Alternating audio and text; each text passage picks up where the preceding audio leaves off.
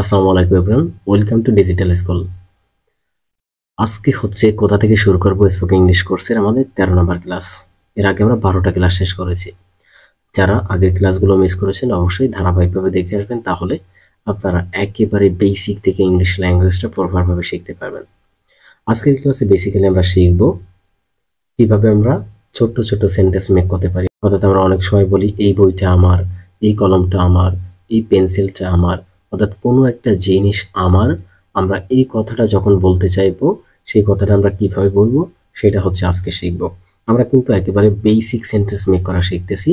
এর পরবর্তীতে আমরা আস্তে আস্তে অ্যাডভান্স লেভেলে চলে যাব, অর্থাৎ আমরা 14 নম্বর ক্লাস থেকে আমাদের অ্যাডভান্স সেন্টেন্স মেকিং প্যাটার্নগুলো শিখব এবং সেইখানে কিভাবে আমরা হাজার হাজার সেন্টেন্স মেক করে ইংলিশে কথা বলতে পারি সেইগুলো আমরা শিখে নেব।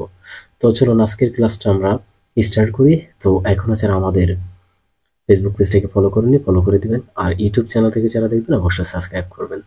তো চলুন আজকের প্যাটার্নটা আমরা শিখে বলি। আজকের প্যাটার্ন হচ্ছে, দেখেন, আমাদের প্রথমে হচ্ছে দিসকে ব্যবহার করতে হবে, তারপরে একটা নাউনকে ব্যবহার করতে হবে, অর্থাৎ যে কোনো একটা নামকে আমাদের ব্যবহার করতে হবে। তারপরে কি করতে হবে, ভার্ব হিসাবে ইজকে ব্যবহার করতে হবে। তারপরে আমাদের যে কোনো একটা অবজেক্টিভ প্রোনাউনকে ব্যবহার করতে হবে। এখানে আমরা অনেকগুলো প্রোনাউন নিয়েছি। এই প্রোনাউনগুলো থেকে আমরা যে কোনো একটাকে ব্যবহার করে একটা একটা করে সেন্টেন্স মেক করব, এবং এইটা একটা প্যাটার্ন। এই প্যাটার্ন দিয়ে আপনি হাজার হাজার সেন্টেন্স গঠন করে প্রতিদিন কিন্তু আপনি হাজার হাজার কথাবার্তা বলতে পারেন। তো চলুন আমরা এক্সাম্পলে যাই এবং প্র্যাকটিক্যালি বোঝার চেষ্টা করি। এই সেন্টেন্সটা দেখেন, দিস পেন ইজ মাইন। এই কলমটা আমার, এই কলমটা আমার। আমরা এই ধরনের কিন্তু অনেক কথা বলে থাকি। যেমন আমরা বলি এই বইটা আমার, দিস বুক ইজ মাইন।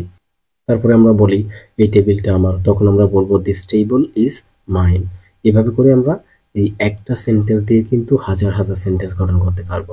ঠিক আছে, একইভাবে দেখেন নিচের সেন্টেন্সগুলো আমরা প্র্যাকটিস করবো। দেখেন, this pen is ours, this pen is ours. এই কলমটা আমাদের। তারপর দেখেন দিস পেন ইজ ইয়োর্স, এই কলমটা তোমার।